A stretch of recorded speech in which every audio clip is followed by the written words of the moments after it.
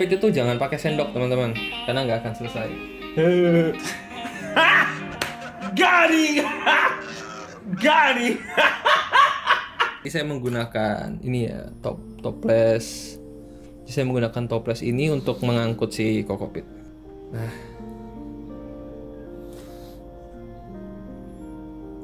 oke. Teman-teman bisa lihat ya, ini tekstur kokopit yang akan saya gunakan. Saya bisa bilang ini cenderung lembab, bukan basah ya. Nih, diperas tidak keluar air, ini cenderung ke arah lembab dan masih ada serabut-serabutnya. Karena ini menurut saya akan membuat nanti enclosure-nya menjadi lebih alami ya. Oke, jadi ini cukup lembab, jadi tidak perlu dispray lagi. Seperti itu. Kita masukin perlahan-lahan.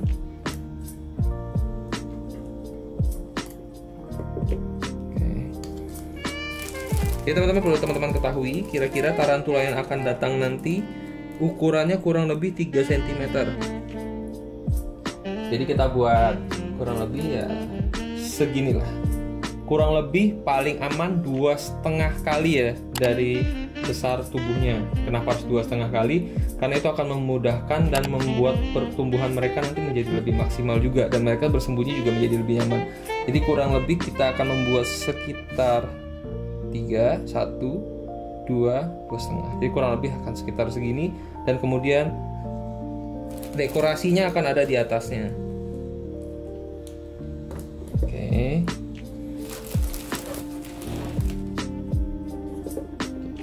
Kita lihat dulu nih. Kurang lebih sudah segimana ya. Nah, ini karena lembab ya, teman-teman. 1, 2, sekali lagi kita kasih. Waduh.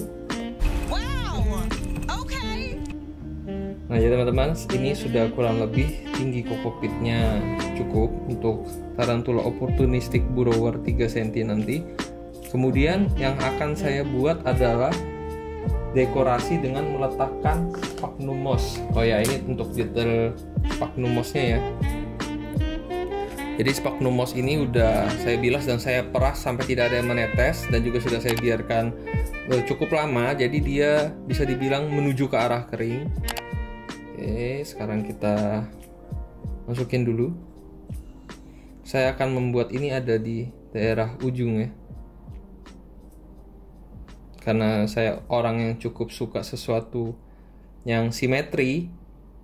Saya akan membuat ada di dua sisi seperti ini dengan ditambahkan water dish. Nah teman-teman, ini adalah water dish yang cukup simpel.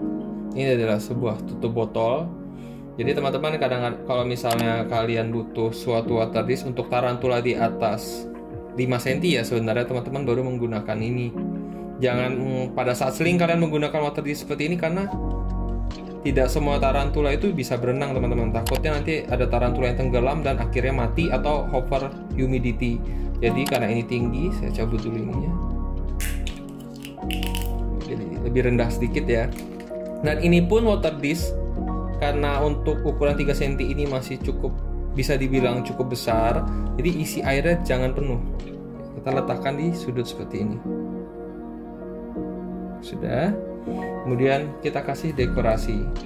Oke teman-teman, jadi kenapa saya memberikan fake plane di sini, selain untuk menekan atau memberikan rasa natural kepada kandangnya, selain itu juga menurut saya tarantula jenis ini, dia pada saat hinggap di fake plane ini, dia bisa membuat web nantinya teman-teman, dan jadi akan terlihat bagus sekali. Oke, seperti ini ya. Sebentar. Sudah cukup.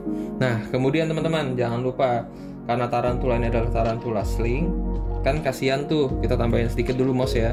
Kan kasihan tuh kalau misalnya dia mau sembunyi tapi nggak bisa sembunyi, dia jadinya stres teman-teman. Jadi karena tarantula pada umumnya masih kecil, lebih baik dibuat jangan sampai stres, karena takutnya bad mold dan semacamnya. Jadi kita beri dia starter hole.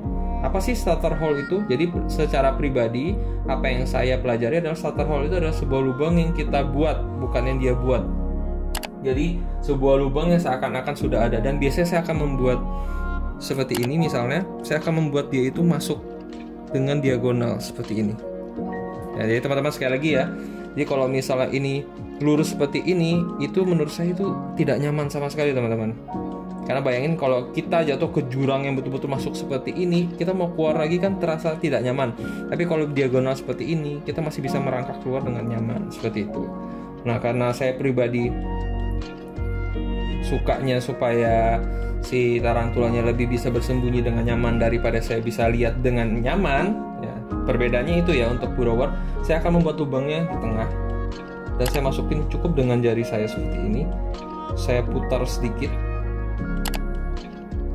ya, untuk memberikan lubangnya. Nah, beruntungnya adalah karena kokopit yang saya beli barusan ini cukup lembab, jadi langsung bisa ke setting teman-teman lubangnya. Oke, sudah seperti ini, sudah jadi. Sudah jadi, saya buat lebih ini lagi, lebih miring lagi. Sudah jadi lubangnya. Nah, selesai. Jadi ini kurang lebih enclosure setup yang akan saya gunakan untuk tarantula seukuran 3 cm. Karena maksimal tarantulanya berukuran 12 cm segitu ya teman-teman. Jadi 3 cm-nya dia sudah bisa dibilang cukup menuju juve. Jadi saya langsung persiapkan kandang hingga dia juve dengan setting kandang seperti ini. Mudah sekali ya teman-teman. Cukup simpel cara membuatnya, bisa kalian terapkan dengan mudah. Sekarang saya akan detail ini bagaimana.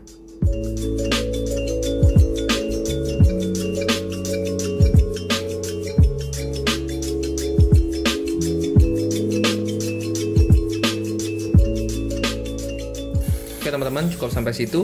Ini untuk enclosure setup tarantula opportunistic burrower atau tarantula burrower juga bisa kalian desain seperti ini. Menurut saya ini ideal untuk ukuran hingga 6 cm. Dan ketika dia lebih besar daripada 6 cm, dia sampai 12 cm pun sebenarnya bisa di tempat seperti ini, tapi kokopitnya lebih tinggi. Tapi karena ada sirkulasinya yang di sini ini cukup. Ini ya. Cukup, maksudnya kalau mau ditinggiin lagi agak susah. Jadi ini idealnya untuk kandang ini itu hingga ukuran mungkin maksimal 7 cm masih bisa. Oh ya, dan juga tips teman-teman kalau membuat sirkulasi usahakan cross ventilation ya teman-teman. Cross ventilation itu maksudnya adalah dia memiliki ventilasi minimal 2 sisi. Dan kalau saya prefer selalu ada ventilasi di bagian atas atau di bagian tutupnya seperti ini teman-teman. Jadi ada sini, sini, sini, sini dan juga sini. Kenapa sih harus seperti itu walaupun bukan avicularia ya? Karena ini akan membuat suhu panas yang ada di dalam di sini itu bisa keluar secara merata teman-teman. Dengan lebih baik gitu loh maksudnya. Lebih maksimal ya bisa keluarnya. Karena udara panas pasti akan mengumpul di atas, jadi dia akan keluar dari atas dan dari sini akan masuk udara-udara baru dan juga bisa ada pertukaran udara dari keempat sisi ini ditambah sisi atas. Oke. Ini untuk enclosure setup tarantula opportunistic burrower ukuran 3 cm yang akan datang nanti. Saya akan lanjutkan untuk enclosure setup tarantula lainnya. Yuk. Oke teman-teman, jadi yang selanjutnya saya akan membuat enclosure setup untuk tarantula jenis terestrial. Jadi rasanya tidak lengkap kalau misalnya kembali memelihara tarantula tapi tidak lengkap. Maksudnya yang tidak lengkap adalah cuma old world saja atau new world saja. Yang tadi adalah enclosure setup untuk tarantula jenis old world teman-teman, untuk kategori old world tarantula ya, itu high venom. Jadi untuk teman-teman sekali lagi, jika kalian pemula, lebih baik saya sarankan untuk memulai dari tarantula jenis new world tarantula yang lebih low venom, tapi dia memiliki sistem pertahanan berupa bulu gatal. Nanti saya akan jelaskan secara detail di video saya yang lainnya ya. Oke, saya sekarang akan mulai. Jadi tarantula new world yang akan saya beli ini itu adalah jenis terestrial. Jadi saya akan membuat kokopitnya kurang lebih setengah dari tinggi si terrarium ini. Kenapa setengah? Karena tarantula jenis terestrial itu kadang-kadang ada yang suka manjat sampai ke atas teman-teman. Jadi kalau misalnya bayangin nih kita punya enclosure setinggi gini ya, tapi kita substratnya cuma segini nih. Pada saat dia di atas dia jatuh dan teman-teman mempunyai setting enclosure atau dekorasi yang cukup tajam, itu sangat berbahaya sekali. Jadi kenapa harus setengah dari tinggi terrariumnya, supaya ngomong jelek dia jatuh itu masih lebih aman daripada kokopitnya pendek. Oke, kita masukin kokopitnya. Oke, jadi ini kokopitnya sudah saya isi kurang lebih 50%-nya. Dan saya akan membuat sedikit perbedaan ketinggian teman-teman. Jadi saya akan mendorong ini sedikit ke arah sini, kelihatan ya. Nah, Saya akan mendorong. Jadi nanti akan ada perbedaan ketinggian seperti ini. Itu ya. Jadi bagaimana kita mendesain suatu enclosure itu pada dasarnya itu adalah segimana kita ngedesain, tapi jangan sampai itu juga membahayakan buat si tarantulanya. Ingat ya, itu ada sebuah pesan penting. Karena ada beberapa orang yang suka ngedesain tarantula, dibuat angker teman-teman, ada sesuatu yang tajam lah, ada yang pakai kaktus dan semacamnya, mungkin ya, tapi menurut saya jangan dilakukan seperti itu karena itu cukup bahaya. Oke, jadi bagian utamanya sudah kokopit dengan perbedaan ketinggian, tidak terlalu perbedaan ketinggian ya, tidak terlalu miring, tapi ya cukup ideal. Kemudian karena ini jenis terestrial, biasanya orang menyajikan hiding cave. Hiding cave bisa berupa pot tanaman atau berupa apapun yang bentuknya seperti ini teman-teman, nutup seperti ini buat dia sembunyi.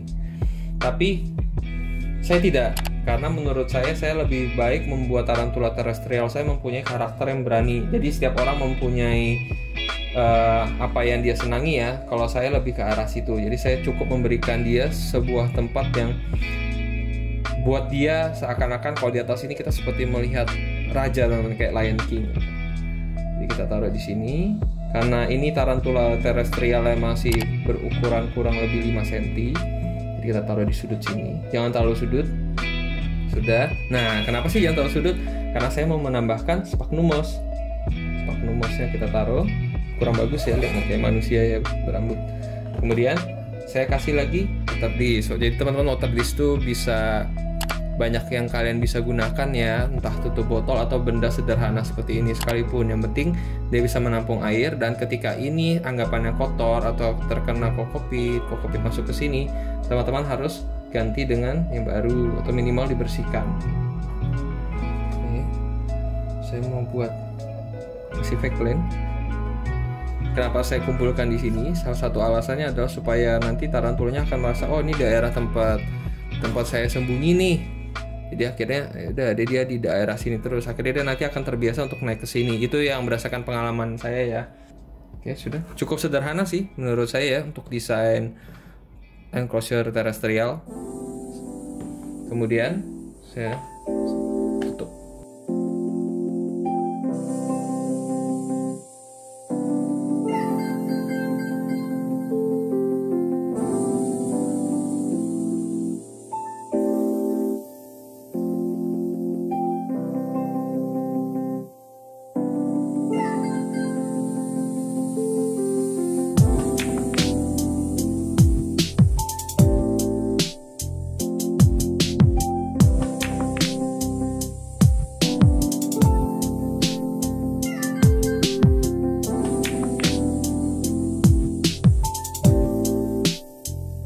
Untuk terarium seperti ini teman-teman bisa temukan biasanya di pasar ikan ya, seperti itu. Dan juga untuk batunya ini sekalipun saya dapatnya di pasar ikan.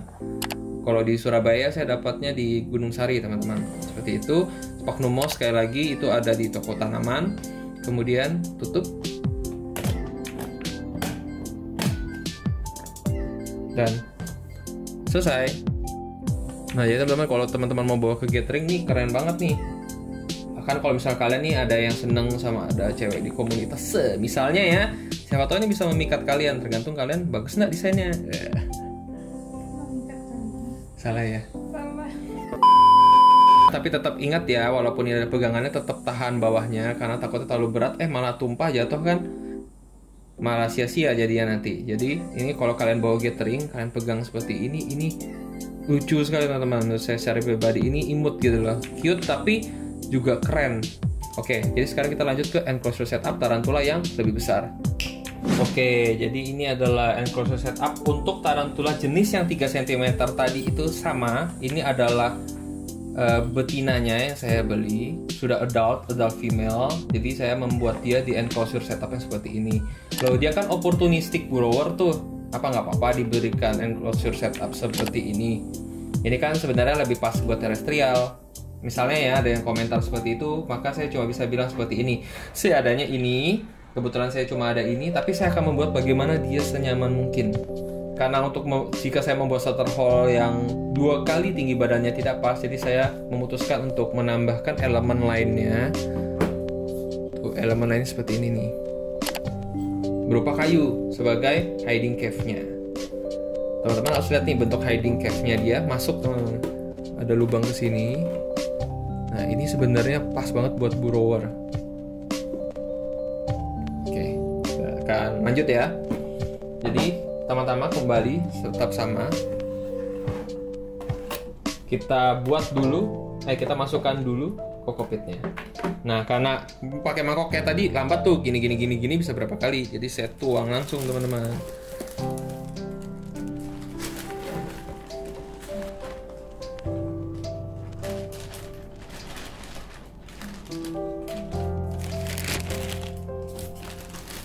Kokopitnya sudah masuk, teman-teman percaya deh. Sebagai basa-basi aja ya, mengedesain enclosure setup seperti ini sangat menyenangkan teman-teman. Dan ini adalah momen terbaik, bisa dibilang salah satunya ya, selain ketika tarantulanya datang, tarantula molting, ini adalah salah satu momen terbaik. Ini teman-teman pasti bakal paham deh maksud saya. Ketika teman-teman sudah mulai ngedesain sendiri, teman-teman ngelihat kerja keras teman-teman sendiri, itu rasanya sangat menyenangkan teman-teman. Oke, kita lanjut ke ini settingnya. Oh iya teman-teman, untuk tarantula jenis opportunistic burrower atau burrower sekalipun, jangan dipadatkan ya kokopitnya. Karena ada beberapa orang yang ditekan-tekan sampai padat, jangan teman-teman. Karena kita tidak tahu apakah tarantula tersebut cukup dengan hiding cave seperti ini, atau tiba-tiba dia membuat lubang burrower sendiri, kita nggak tahu teman-teman. Jadi karena tiap tarantula itu memiliki karakter yang berbeda-beda juga. Nah, oke. Jadi kita cukup jangan ditekan, berikan dia rongga, berikan dia udara, jangan dipadatkan. Dan saya kembali seperti konsep yang terestrial tadi, saya memainkan perbedaan ketinggian. Tuh. Dari sini ke sini ya, kurang lebih seperti itu. Oke. Kemudian elemen masif yang selanjutnya itu harus kita masukkan, karena kita harus lihat nih cukup nggak tuh. Nah, kita masukkan seperti ini. Nah, saya masukkan sedikit ke dalam lubangnya.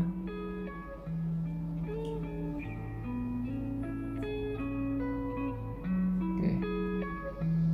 Ini kokopitnya terlalu banyak teman-teman.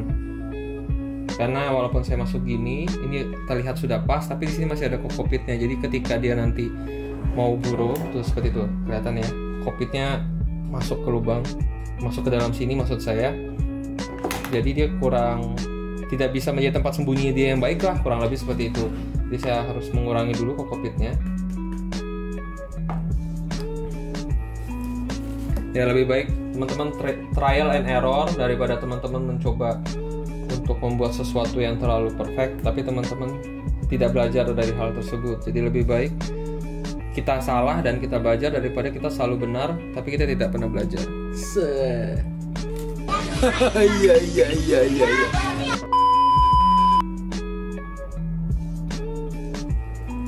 Saat ini saya bolongin tengahnya, tambahkan kayunya. Maksud saya tadi adalah karena ini kan, ini bisa menjadi tempat dia sembunyi. Seperti itu, dia masuk ke dalam sini, istilahnya dia burrow ke dalam sini. Tapi kalau tadi itu ada kokopitnya sampai di tengah-tengah sini, di tengah-tengahnya kayu ini sampai ketinggian segini. Jadi dia untuk masuk lagi itu takutnya terlalu padat, jadi dia tidak bisa masuk. Nah sekarang sudah. Seperti ini sudah selesai. Ini untuk kita meletakkan bagian yang paling masifnya dulu ya. Nah kita cek dulu nih, kalau ditutup bisa nggak? Takutnya tinggian kayunya. Oke, cukup ya. Tuh. Oke, jadi teman-teman juga harus tahu semua tarantula burrower itu kemungkinan besar, malah berdasarkan pengalaman saya ya, mungkin apa yang saya alami tidak teman-teman alami, tapi ini saya cerita berdasarkan apa yang saya alami. Biasanya tarantula burrower itu dia selalu memiliki beberapa akses keluar dari tempat burrownya berupa tunnel. Nah, kalau teman-teman ada yang kurang ngerti maksud saya tunnel seperti apa, teman-teman bisa cek di tarantula feeding tour saya, itu ada tarantula burrower yang membuat tunnel. Tuh ya, linknya ada di situ, dicek lagi. Nah, di sini pun kayunya juga memiliki akses teman-teman, entah terlihat apa enggak ya. Nanti kalau dia terlihat akan saya kasih lihat di detail. Maksud saya dia bisa masuk lewat sini, tapi juga bisa lewat sini. Nih, lihat jari saya nih. Dia mempunyai akses lainnya seperti itu. Dan kalau dia tidak suka dengan aksesnya, pasti akan dia tutup dengan kokopit dan web. gitu teman-teman. Oke, jadi selanjutnya kita meletakkan water dish. Water dish kita letakkan di area yang masih agak kosong. Kemudian kita letakkan eggplant, kemudian sphagnum moss. Entah kenapa saya suka banget pakai sphagnum moss ini seperti kayak micinnya ya dalam enclosure setup yang biasa saya lakukan. Nah, kali ini saya melakukannya secara dinamis atau secara lebih acak ya. Oke, karena saya pengen ini ada perbedaan ketinggian, saya mau tambah kopi. Nah, saya mau ada tambahan kokopit di sudut yang sebelah sini.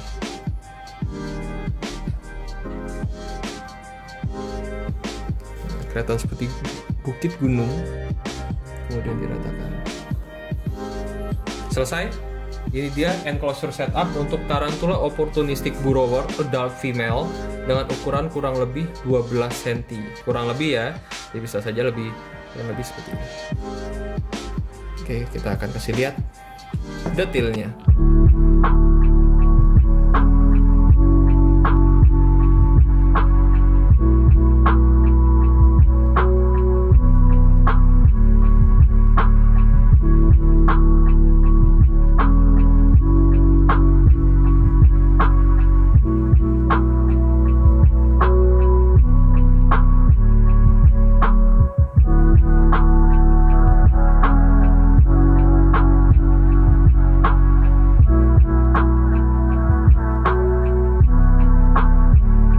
Tidak terlalu sempurna menurut saya karena kurang dalam ya sebenarnya. Kemudian kita selalu cek tutupnya teman-teman. Jadi kandang apapun yang teman-teman beli, entah itu toples, entah itu tupperware, harus teman-teman cek tutupnya. Tertutup dengan rapat enggak? Dan teman-teman biasanya dari tampak depan seperti ini, kalian bisa menempelkan care sheet di sini teman-teman, kayak dia jenis apa, humidity berapa, last feedingnya mungkin kapan. Itu adalah hal yang jika teman-teman pelupa, itu lebih baik teman-teman tulis. Itu akan memudahkan teman-teman dalam merawat tarantula tersebut. Oke, jadi kurang lebih ini. Sekali lagi teman-teman, ini bukan desain kandang terbaik. Saya juga masih belajar, tapi ini adalah hal terbaik yang bisa saya persiapkan teman-teman. Jadi kalau teman-teman bisa mempersiapkan sesuatu yang lebih baik lagi dari ini, itu sangat bagus teman-teman. Teman-teman, jadi ini dia video enclosure setup untuk 3 jenis tarantula yang akan datang nanti.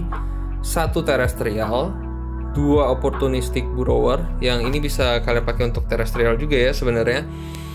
Jadi ini dia settingnya. Sekali lagi ini preview singkat. Terima kasih teman-teman telah menonton video ini sampai akhir. Semoga video ini bisa membawa manfaat bagi kita semua dan kita bisa sama-sama belajar dari video ini. Thank you and be komunal.